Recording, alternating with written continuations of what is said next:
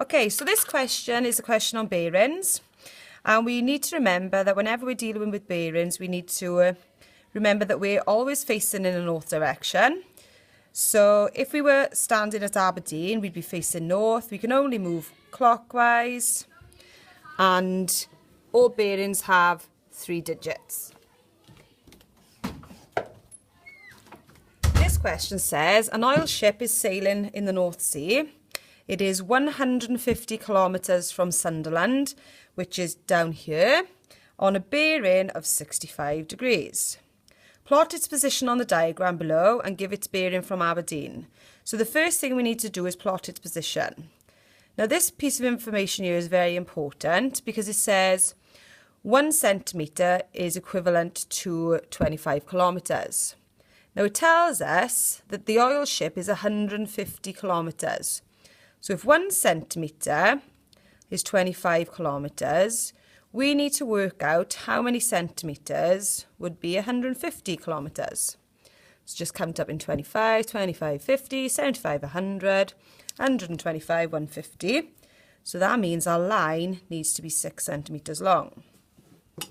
But we also, lost my angle measurer. We also need to look at the bearing. So it says 65 on a bearing from Sunderland of 65 degrees. Remember, we're always facing north.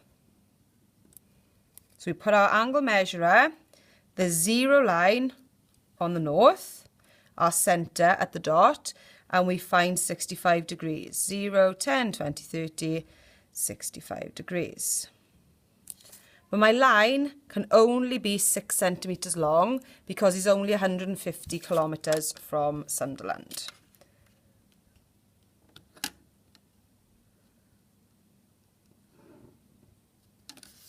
So we know that the oil ship is here. The last part, it says, give its bearing from Aberdeen. So here's Aberdeen.